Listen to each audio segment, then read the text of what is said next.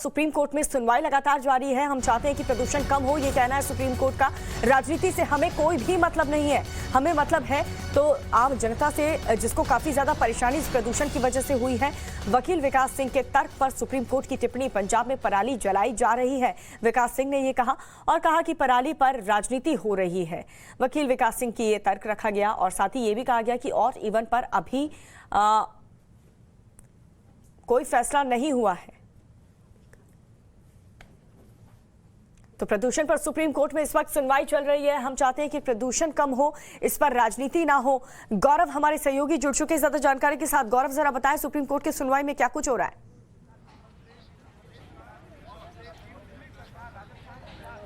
देखिए, supreme court में बेहद अहम सुनवाई चल रही है और सुप्रीम कोर्ट जो है लगातार कुछ बातों को रख रहा है जिससे वायु प्रदूषण को कम किया जा सकता है। देखें, इस पूरे मामले में सेंटर भी पार्टी है, यानी कि सुप्रीम कोर्ट में केंद्र सरकार की तरफ से भी पक्ष रखा जा रहा है, दिल्ली सरकार की तरफ से भी पक्ष रखा जा रहा है। दिल्ली सरकार के जो उठाए गए कदम है उन पर सुप्रीम कोर्ट ने संतुष्टि जताई है, जिनमें स्कूल बंद करने का फैसला हो या कंस्ट्रक्शन वर्क जो है उनको रोकने का फैसला है। इसके अलावा सुप्रीम कोर्ट ने एक बहुत अहम बात कही है जिसको बहुत समझना जरूरी है, क्योंकि यहाँ पर यह मुद्दा उठा था कि पराली जो है वो लगातार जल रही है और पंजाब में पराली को जलाने से रोकने के लिए खास प्रयास नहीं किए जा रहे चुनाव की वजह से। तो इस पर सुप्रीम कोर्ट ने कहा कि इस वक्त राजनीति करने का विषय नहीं है और हम राजनीति पर चर्चा नहीं करना चाहते हैं। सुप्रीम कोर्ट ने यह भी साफ कहा कि जो उन्हें जानकारी है कि दिल्ली में जो प्रदूषण है उसमें पराली का जो प्रदूषण है वो सिर्फ 10% उसका योगदान है, यानी कि पराली बहुत बड़ा विषय नहीं है, बाकी 90% जो प्रदूषण होता है वो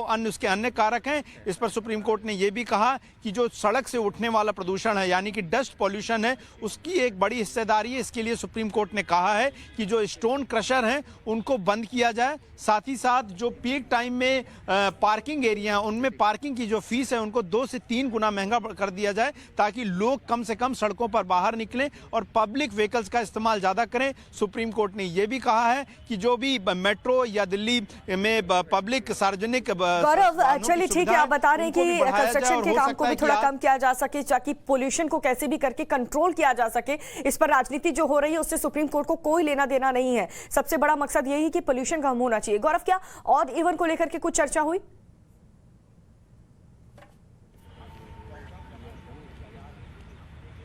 एक कृपया सवाल दोहराइए। ऑड इवन को लेकर के कि कार ऑड इवन डेज पर चलेंगी, ऐसा कुछ डिस्कशन सुप्रीम कोर्ट में?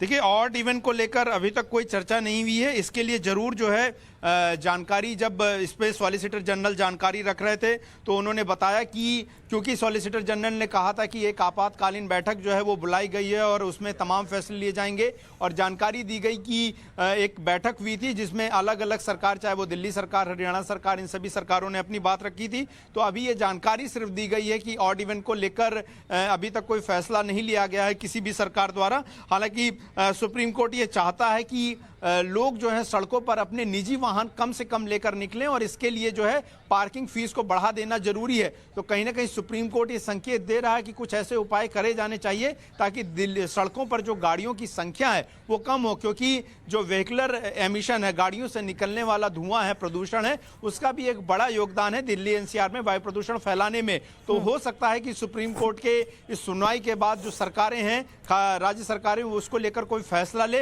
हालांकि बड़ा मुद्दा यह था कि लॉकडाउन को लेकर एक पॉजिटिव साइन जो है वो दिल्ली सरकार की तरफ से दिखाया गया है। तो सबसे ज्यादा नजर इसी बात पर रहेगी क्या कि दिल्ली एनसीआर को मिलाकर किसी तरह का कोई कंप्लीट लॉकडाउन जैसा कोई आदेश या सुझाव जो है वो सुप्रीम कोर्ट की तरफ से दिया जाता है, ये देखने वाली बात होगी। लेकिन अभी तक की सुनवाई में जो समझ में आ रहा है, सुप्रीम कोर्ट अलग अलग प्रयासों के बारे में चर्चा करके निर्देश दे रहा है कि जो सरकारें उनको इस तरह की कोशिशें करनी चाहिए। और इसमें सबसे महत्वपूर्ण ये भी चीज रही कि केंद्र सरकार ने दिल्ली सरकार के काम की तारीफ भी की है। केंद्र सरकार की तरफ से यह भी जानकारी दी गई है कि डीजल जनरेटर पर जो है डीजी जनसेट हैं उन पर पूरी तरह से रोक लगा दी गई है। इसके अलावा ये भी जानकारी दी गई है कि खास करके सुप्रीम कोर्ट का ये मानना है कि ये जो होटल्स हैं या तमाम जो रेस्टोरेंट ढाबे चलते हैं इनमें कोयले की भट्टियों का इस्तेमाल होता है। सुप्रीम कोर्ट चाहता है कि इन कोयले की भट्टियों को बंद किया जाए और साथ ही साथ ठंड के दिनों में जो लोग आग तापने के लिए, आग के लिए सेकने के लिए खुद को लकड़ियां जलाते हैं, कोयले जलाते हैं, उसका भी इस्तेमाल करते हुए लोगों को जहां तक कोशिश हो वो इलेक्ट्रिक हीटर्स दिए जाएं। तो ऐसी तमाम कोशिशों के बारे में चर्चा चल रही है और लगातार इस बारे में चर्चा हो रही है। हालांकि जो याचिका करता है उनके वकील विकास सिंह ने इस बात को रखा, बिल्कुल, यानी कि जिससे भी पोल्यूशन कंट्रोल हो उन सभी चीजों को फिलहाल के लिए रोक देना चाहिए, कम कर देना चाहिए। गौरव, आप बने रहिए। लेकिन इस बीच दिल्ली सरकार ने सुप्रीम कोर्ट में एफिडेविट फाइल किया है और इस एफिडेविट में यह कहा है कि दिल्ली सरकार प्रदूषण रोकने के लिए लॉकडाउन जैसे सख्त कदम उठाने को तैयार है। लेकिन इस बीच ये बड़ी खबर केंद्र का दिल्ली सरकार को लेकर के, देखिए केंद्र का दिल्ली सरकार के प्रस्ताव को समर्थन, दिल्ली सरकार जो प्रस्ताव लेकर आई थी उसको लेकर के अब केंद्र का भी समर्थन मिल चुका है। पोल्यूशन को रोकने के लिए हर किसी को, चाहे वो केंद्र हो या राज्य सरकारें हो, हर किसी को मिल करके इस पर काम करना होगा ताकि प्रदूषण पर जल्द से जल्द काबू किया जा सके, क्योंकि राजनीति करने से तो ये समस्या का हल नहीं होगा। और ऐसे में ये खबर मिल रही है कि दिल्ली सरकार ने जो प्रस्ताव दिया था उसको केंद्र सरकार ने भी समर्थन दे दिया है। दिल्ली में लॉकडाउन के प्रस्ताव पर विचार अब किया जाएगा कि अगर लॉकडाउन लगाने की जरूरत पड़ी कि जिससे प्रदूषण कंट्रोल हो सके तो लॉकडाउन लगाने से भी परहेज नहीं करेंगे।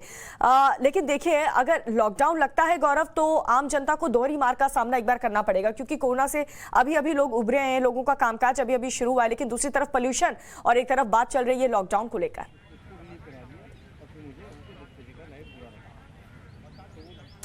बिल्कुल, देखिए जब लॉकडाउन अगर लगाया जाता है, इस तरह की परिस्थिति होगी तो जाहिर तौर पर उसके सभी पहलुओं पर चर्चा करने के बाद ही होगा, क्योंकि दिल्ली के मुख्यमंत्री अरविंद केजरीवाल ने ये बात जरूर कही थी कि इस पूरे मामले में, लॉकडाउन के मामले में जितने स्टेक होल्डर्स हैं उनसे हर तरह की बात करनी होगी। क्योंकि हमने बीते दिनों में देखा था कि जब लॉकडाउन की परिस्थितियां पैदा हुई थी कोविड के दौरान, तो खास करके जो इंटर स्टेट मूवमेंट होता है, यानी कि जो लोग नोएडा रहते हैं वो दिल्ली आते हैं या दिल्ली होते गुड़गांव जाते हैं, कामकाज के लोग आते जाते हैं, इलाज के लिए आते जाते हैं, या तमाम ऐसे सरकारी कर्मचारी हैं जो आवश्यक सेवाओं में है, जिनमें पुलिस है, डॉक्टर है, सफाई कर्मचारी है, वो लोग उत्तर प्रदेश में रहते हैं, दिल्ली में आते हैं, दिल्ली में रहते हैं, हरियाणा में जाते हैं। तो इन सभी मूवमेंट को देखना होगा और ये बहुत ही विस्तृत चीज है और एक पूरा अनुभव जो है कोविड ने सरकारों को दिया है कि किस तरीके से लॉकडाउन लगाया जा सकता है। हालांकि महत्वपूर्ण प्राथमिकता यही रहेगी लॉकडाउन की कि सबसे ज्यादा जो एसी का इस्तेमाल होता है जगह जगह पर, और दूसरा जो गाड़ियों का मूवमेंट है और खास करके जो ट्रक हैं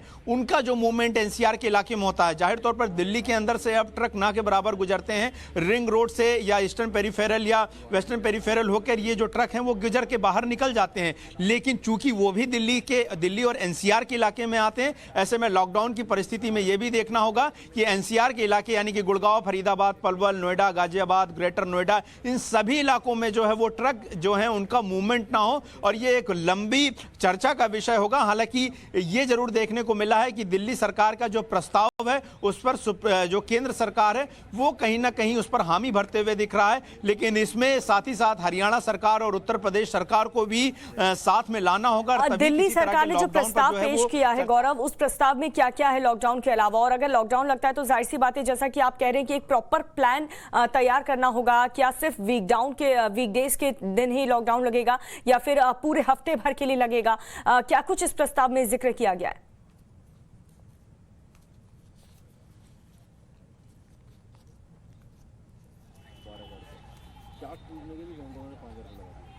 चलिए, गौरव से हम संपर्क करने की कोशिश करेंगे, लेकिन देखिए केंद्र सरकार ने दिल्ली सरकार के प्रस्ताव का समर्थन किया है।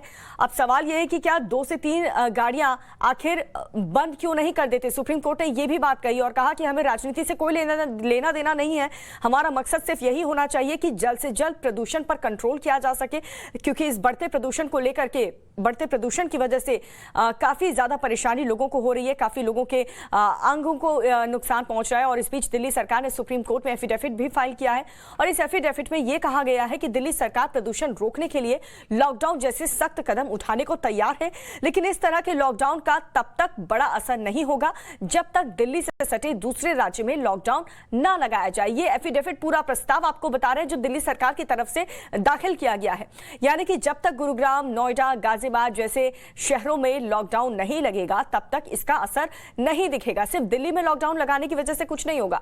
प्रदूषण पर दिल्ली सरकार का एफिडेविट प्रदूषण रोकने के लिए लॉकडाउन को के लिए एक बाकायदा प्लान तैयार किया जाएगा। दिल्ली ने लॉकडाउन किया तो इसका असर कम होगा।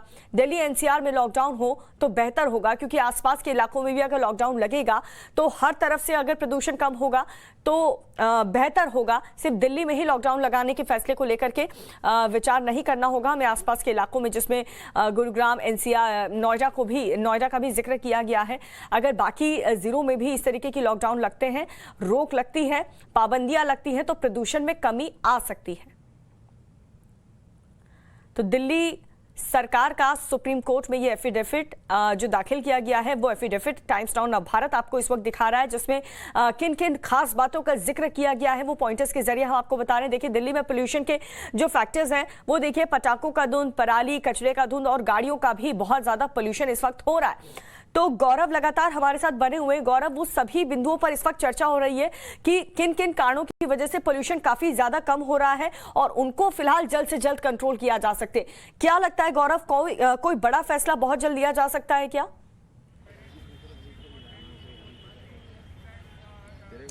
देखिए, फैसला लेना पड़ेगा। इसकी वजह यह है कि पिछली सुनवाई के दौरान भी और आज की सुनवाई में भी सुप्रीम कोर्ट जो है वो इस बात से नाखुश है कि केंद्र सरकार हो या दिल्ली सरकार हो या केंद्रीय प्रदूषण नियंत्रण बोर्ड हो या जो भी जिम्मेदार संस्थाएं और एजेंसियां हैं, वो अभी तक वायु प्रदूषण को कम करने के लिए जो भी उपाय कर रही हैं वो लॉन्ग टर्म सॉल्यूशन नहीं कहे जा सकते। यानी कि जब सर पर आफत आती है तब जो सरकारें हैं वो वायु प्रदूषण को कम करने का रास्ता खोजती हैं।